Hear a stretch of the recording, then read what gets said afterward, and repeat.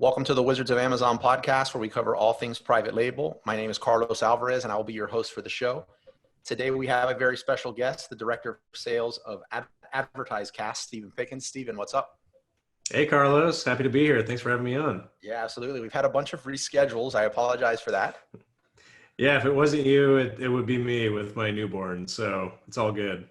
Congrats. I didn't even ask you about that beforehand. I'm assuming with the smile and no bags under your eyes that everything's going great. Yeah, well, the quarantine schedule has allowed me to integrate a noon nap every day. So I'm making up for that 3 a.m. wake up call. Nice. You recently, weeks back, presented via Zoom to my Amazon seller meetup group, and it was an hour and a half, I think, or more of all you. And I mean, just getting bombarded with every questionable, imaginable, trying to pick apart the topic that we had. And with ease, you answered everything. And I have to say, after that podcast, the members were feeling more energized than in other ones, because I think this is a brand new topic that for most Amazon sellers, that it's even an option out there. So can you share a little bit about your background, how you wind up at AdvertiseCast, what you do at AdvertiseCast, and how AdvertiseCast can help Amazon brand owners, sellers with their brand and their product? Yeah, absolutely. So it's interesting that you mentioned, we had all kinds of questions from all of your crew. And that's what I love so much about podcasts. It's really, anybody can use it. We like to think of it as a really wide tent. I spent the first 10 years of my career in the national TV space, and TV is really only accessible to advertisers with really deep pockets, big brands, blue chip companies, that kind of thing. And when I transitioned over to AdvertiseCast in 2019, I was really excited about the fact that I could work with smaller advertisers, medium-sized businesses, as well as some of the larger players. The price points of podcast advertising are so reasonable. It really lowers the bar. And so you can engage with audiences in a really high quality way without breaking the bank. So at AdvertiseCast, we kind of think of ourselves as a one-stop shop for podcasts. We work with thousands of podcasters to help monetize their content, and we work with hundreds of advertisers to help reach those audiences. So we stand in the middle and have provided a totally streamlined process and platform that everybody has been really happy with thus far. Awesome. So a little for people, like obviously everyone listening knows what a podcast is because they're listening to this. Thank you very much for that. But from both sides of it, briefly, me as a podcaster, I'm releasing a new episode every week, and it's all money out. I'm enjoying it, but I'm creating content, but it's all money out for me. So as a podcaster, and it's not a small amount either. There's editing, there's a lot that goes into this. So me as a podcaster, I'd love to be able to monetize that in a certain way. So that's where AdvertiseCast can fit in. Am I right? Absolutely. So everyone that works at the company is a huge podcast fan, and we want to see the success of the space. So that's why the company was developed, to help podcasters put some money in their pocket to fund their passion, which is their podcast oftentimes. It takes a lot of work to put together a quality podcast. It takes a lot of time. And we've enabled a lot of podcasters to quit their day jobs and do the podcast full time. A lot of our podcasters are earning 6 figures a year just on advertising revenue. So that's something that makes us really happy, and we're really thrilled to do so, especially given the fact that advertisers really want to be there. They really want to reach podcast listeners. And what better way to do it than through a host that is endorsing a product that they actually like. All of our hosts have an opportunity to opt in or opt out of campaigns that we bring to them. So they're only endorsing products that they authentically believe in. And so listeners know that, and they go to the website after something is promoted, and they purchase it in much higher rates than other media. Conversion rates for podcasts are up there with Facebook and Google. And so for a media that is kind of like radio, that's huge because it's a really super engaged audience that has actually downloaded the content and trusts the host. Yeah, and in some cases is religiously listening to this every week or every day. Yeah, I know I do with my favorite podcasts. I listen to them religiously. Absolutely. Yeah, absolutely. I'm the same. I'm the same. I download so many podcasts. It's the only thing that triggers the space on my phone that every now and then it's just like, okay, you're maxing out your space here. Time to remove some of this. But so so as a podcaster, that makes sense. This is a way to potentially profit, but at least defray some of the offset some of the costs that are involved in producing a quality podcast, and or to even improve the quality of the current podcast. Like I might want to add different components to my podcast. So it would be very attractive to me if someone came to me and was like, "Look, I want to pay to advertise on your podcast." However, with creating a podcast, full-time dad, full-time entrepreneur, I don't have time to go out there and first think about who are the type of people that would want to advertise on my podcast, and then reach out to them, do this whole outreach thing. So Advertise Cast from that side is a huge win for me because you can connect those dots. Like you already have the other half of that equation there. Now, for the brand owner, like let's say that I have let's say this podcast was about wine, and we have some brand owners that have brands for like different wine accessories and stuff like that. They can, like, what does that look like after this? If they're convinced, they're like, wow, Stephen knows what he's talking about, I got to work with AdvertiseCast. How do they connect that dot? I have a product, I have a brand, yeah, I'm open to advertising on podcasts. How do I do it? Yeah, absolutely. And that's a good example because we do have a lot of shows that target women 30 plus, and wine is in the title of the show. It's either, wine and crime or why mommy drinks wine, a lot of fun titles. But basically we have this huge database of shows that we work with, and we can, look at demographics, we can look at genre, we can look at subject matter that is discussed frequently, and find the right mix of shows for each advertiser, no matter what their product or what their brand is. There's literally a podcast for everything. So if a brand approaches us and says, hey, we want to get into podcast advertising, we'll say, okay, what's your budget? What's your target audience? What's your product? And we'll come back to you and give you a really strong plan with a handful of shows that we think are going to really perform well. And so once we submit it to you, you can approve the plan. And within the course of a week, we can have you on air with a host endorsing your product in front of their very engaged audience. So I want to, that brought up two really interesting points. So on one hand, I don't want to forget, I want to get back into the metrics of that. So within a week, I'm up, who's determining what is successful there.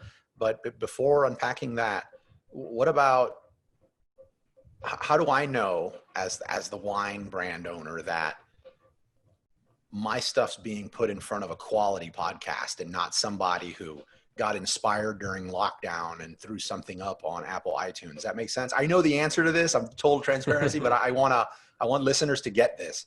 So how do I know that's not going to go on just, Pepe whoever's podcast that just started last week with 2 followers, mom and dad? Yeah, no, that's a great point. And there have been an explosion of new podcasts on the scene with the quarantine, which we're excited about because a lot of them are going to grow and be big, and we'll get to work with them. But to be on our platform, the podcast has to have at least 2,500 downloads per episode. And typically, that ensures that the audience is quality enough for the advertiser. But then there's also an additional filter, which is the salesperson. I'm going to put together a plan that I think is going to work really well for the advertiser. I'm not going to put junk on there. So there are a couple of steps. You have to have a minimum size, and then it has to be a really good fit based on our experience putting together strong campaigns. All right, perfect. So I don't go on just a 1 or 2 download, one hit wonder episode that I get posted on. That was a relief. That was one of the main questions I had. We initially met at Podfest in Orlando right before the proverbial junk hit the fan and everyone needed to lock down. I think that was the last, probably your last conference as well, right? Like I think it was everyone's last conference going to. Yeah, it was. And I was vociferously wiping my hands with hand sanitizer the whole time. And luckily neither of us got sick. So that was insane though, to be there. That's like the first thing you do when you go up to a booth at a conference is like shake hands or something. It was awkward at that conference. I was doing the coronavirus fist bump and got called out a couple of times by people that I guess weren't aware of the looming, situation. Right. But yeah. Okay. So let's unpack the second part then.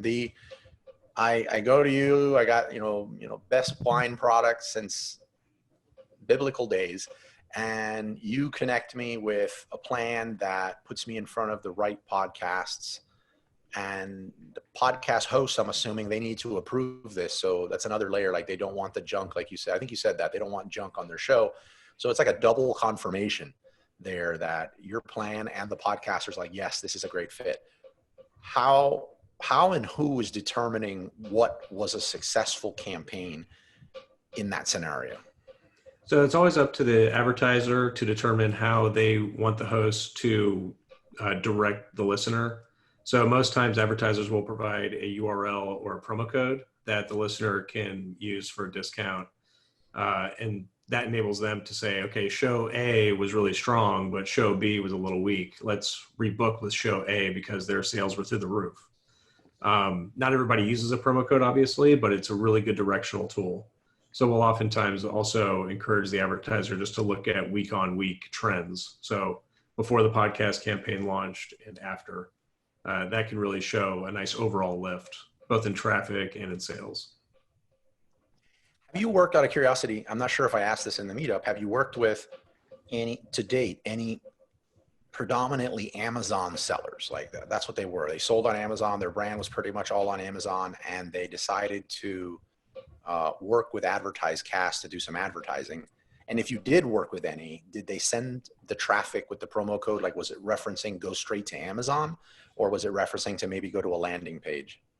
So not predominantly, but we have worked with a lot of brands that do sell on Amazon, like Brooklinen, Casper, Boll & Branch, Buffy, MVMT, Liquid IV, Hask Beauty, Netgear, Manscaped, a lot of brands that do sell on Amazon. Okay. That said, they didn't direct traffic to Amazon, although I wouldn't be opposed to testing something like that because everybody knows Prime membership is huge. And if I know I can get, free shipping or, whatever benefits that Prime membership offers, a lot of people are searching in Amazon now before even Google. So I think that that's totally reasonable to test something like that. Fantastic. So covered the metrics, we covered the how-to. Now, this is one that I think at this point, everybody's going to be curious to know is how much does it take to get started? Is there a minimum to work with Advertise to get some advertising? If there is no minimum, what's the minimum maybe you suggest to really get some meaningful data out of this? So we do have recommended minimums, but there aren't any hard minimum rules. Oftentimes advertisers will start out at around $3,000 to $5,000 a month, and that'll get you on a handful of shows with 3 to 4 spots per show. So it's a nice month-long campaign. That said, we have had advertisers come in and just buy one show and spend, $400. So, costs range all over the place. We have really small shows that are super cheap, and we have huge shows that are super expensive. So, we always like to start conservative and then scale up based on the results. So somebody spends, $3,000 to $5,000. So that's $100, $150 a day, roughly, in ad spend for a month. Does the would-be advertiser working with AdvertiseCast need to get into a contract that they're locked into this for a year, or whatever plan they do? Are you going to recommend, look, like this is what we recommend you spend per month, but to get the maximum value out of this, you need to do it for X amount of months? No, we always contract on an insertion order basis. So you're just working with us for the life of that insertion order. And we have, relatively flexible cancellation clauses. Typically 30 days, but that's typically the amount of the campaign anyways. So can you clarify what you mean by insertion order? Yeah, so it's an insertion order is basically saying these are the shows that you're buying, these are the number of commercials in each show, and this is the campaign flight dates, along with the impressions and an overall cost. So once you sign that, we put everything together and you're on air for that period of time. But there's no, annual contract or anything like that. Okay, excellent. So what have you seen with somebody that, normally if this was Amazon advertising and someone said, what are the results I'm going to get for if I spend $3,000, I would say, it depends. It depends on the experience you have in creating those ads, the research you did, and a lot of other variables. In this case, though, a lot of this is, air quotes here, on AdvertiseCast, because you're creating the plan, you did the research, you know the people, you have the data. I know there's no such thing as a guarantee, but in your experience, somebody spending $3,000 to $5,000 a month, how many months is somebody going to have to do this to say, hey, this works? So typically we know very quickly whether or not podcast advertising is going to be strong for an advertiser, because you have such a high share of voice with each ad. So that's the big difference between podcasts and, say, radio or TV. Every few minutes on radio or TV, you're getting three to five, maybe sometimes as many as 6 to 8 ads back to back to back to back. So there's a ton of clutter. You have a very low share of voice. And oftentimes consumers are looking at their phone while they're consuming those media. So there's a lot of distraction as well. Whereas with podcasts, you have tops 2 advertisements per 30 minutes or 1 hour. And so you stand out in the listener's mind. And the ads are 60 seconds long as well. So there's a long amount of time that you're engaging with the audience via the host's endorsement. And so you don't need a ton of frequency. We recommend, 3 to 4 weeks as a minimum. But by the end of that flight, you're going to know which shows are delivering the best results for you. And then you can double down or, add some more there and then use the rest of the spend to fish for more winners. Is that correct? Yeah, we have a lot of different genres. So let's say on a particular campaign, we look at true crime. Serial was a big show that put true crime on the map. So let's say we test a couple of true crime shows, we test a couple of news shows, test a couple of sports shows. And by the end of the campaign, we say, whoa, true crime blew the doors off. Sports was a little light, and news was okay. So let's find more true crime shows. And let me tell you, we have, dozens, if not hundreds of true crime shows that we can add to the plan to scale up. Is there anything, you might have just answered this, but so that I understand myself, is there anything you can do mid-flight?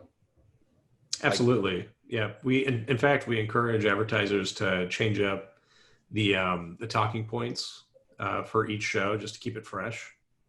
Especially for an extension beyond the initial campaign. You can get really creative and really flexible. The host oftentimes will record, a read fresh each week. So you can take advantage of that and add new copy, new features that you want to highlight, new offers. How are you determining that? So what I'm understanding is that once the plan has been created, you've connected the advertiser to the shows. You then have an option to supply talking points or pre-record? Yeah, so talking points are all that we need from the advertiser. It's basically a one sheet with bullet points on the top, product features, selling points, price points, and then the response mechanism and call to action. And so once the advertiser supplies that to us, we then distribute it to all the hosts, and we can do that on subsequent weeks, or we can just let, one set of talking points go for the whole flight. It's really up to the advertiser. Awesome. What this next question, this was a topic that came up a lot after you wrapped up your presentation in the meetup, and I have to ask it here. Why can't I just go online and look for a bunch of podcasts manually that I like and manually reach out to them and say, hey, I'm such and such, I have this product, I think I'd be a good fit? Why would I work with AdvertiseCast than just do that manually? We welcome anybody to, dip their toe in the water and see how it works for them. But we actually developed our company because of that challenge. It's a super fragmented marketplace. There are hundreds of thousands of podcasts out there, and podcast hosts are super devoted to their craft, which is creating really good content, but they're not necessarily ad salespeople. So you may not have anybody to work with in terms of having a good negotiation on price or a good negotiation on the business aspect of things. What we've done on our platform is enabled content creators to focus on creating content. We handle all the back end, all the billing, all the price negotiation, and then all the execution. So it makes it really easy on the content creators to focus on putting out good shows, and it makes it really easy on the advertisers so they can deal with ad salespeople that know the lingo and know how to run a smooth operation. Absolutely. Well, comparing this in a way to influencers, and I like to think of podcasters as influencers. I mean, they're Yep, really, really strong influencers that are in somebody's ear constantly. absolutely. And working with influencers and trying to find influence, that's a full-time job. Yeah, it's Um, tough. it takes hours in most cases just to find what you think may be a reliable piece of contact information, whether it's an email, and then you just have to wait and you don't know if it resonated, like nothing like that. In this case, as I'm understanding it, you don't, for the most case, blindly reach out to podcasts. Like these podcasters have come to you and they've said, look, we want to be in your network. We've displayed that we have X amount of downloads per show. We qualify. So we're receptive to this. We want you to funnel people to us. So Yeah, yeah, absolutely. yeah, that's absolutely amazing. Well, what do you think? What do you think would be advertisers on podcasts that work with you get wrong? Like, what are some assumptions they make? Because this sounds really easy. It sounds like I can go to you and say, "Here's my product. This is what I like to sell," and then in a week, you're going to tell me a button to push and where to pay, and then I'm just done. I mean, that is pretty much it. It is very simple, and it's one of the things I'm in love with about our company and how we work with podcasters and advertisers. It's to make something that is complicated and all that just by its fragmented nature, and we made it very simple. And we like to hold our advertisers' hands and make sure that they get it right, whether that's providing guidance on how to put together strong talking points or on show selection. So we do a lot of collaboration in determining how to put together a really strong plan. So I wouldn't say that there are advertisers that come through us that get it wrong, because we help them to get it absolutely right. Wow, that's amazing. I was expecting like a litany, like a laundry list of these people, they do this, and you're like, no, we've dummy proofed this. Yeah. It's perfect. It's ready to go. Stephen, between the meetup and now this session, I think you've invested over 2 hours of your time in sharing data here. I want to be super respectful of your time. I think that podcast advertising, it's not just the future, like it's already here, but I really strongly believe that for Amazon sellers, that this is the way to really differentiate and get an audience that at the moment is not inundated with your competitors. So it's an amazing opportunity, an affordable, amazing opportunity. So how can listeners best get a hold of you and maybe ask questions like, can you show me what a plan looked like for somebody in my or whatever? And like, for those that have doubts, since this may be a new thing for these brand owners, what's the best way to get a hold of you? So I would definitely encourage everybody to go to advertisecast.com. We have a ton of great resources there. You can even browse through a lot of the shows that we have in our network. And then to reach out to me personally, you can email me at Stephen at advertisecast.com, and Stephen is spelled Stephen. I'm happy to put together spec proposals for any of your listeners that are interested in learning what a podcast campaign would look like for them. It's really no trouble at all for us. Our platform is super slick and fast, so we can whip it together in no time. Using all the right words: slick, fast, dummy proof, easy to do. This is good. This is good. I'm excited. I'm excited to pull the trigger on some stuff with you guys too. My ambush question at the end: what's your favorite book and why? Favorite book you ever read? Doesn't even have to be business related. Just maybe the most impactful for you. Yeah, well, I'll choose one that I just finished on Audible, because of course I'm an audiophile, and so I don't read books, I listen to them. But it was The Decadent Society. It's a really interesting look at, some of the unfortunate trends that our society has taken in recent decades, and proposes some solutions on how to get out of some of this, wealth inequality issues and things like that. So I really enjoyed that and recommended it to close friends. So definitely recommend it to your listeners. Decadence or decadent? The Decadent Society by Ross Dutat. Okay. Will do. I've not heard of that one. I'm an audiophile as well. I think when anybody asks me, what's your top 10 tools in your business, or my top 10 tools in anything, Audible falls into it. It doesn't seem obvious, but it really does. Yeah, 100%. I'm trying to swap reading with consume, but since everyone's not with me on it yet, I just say read, but definitely. Stephen, thank you so much for your time. I have no doubt that we're going to be working together. myself and AdvertiseCast, hopefully directly with you in the very near future.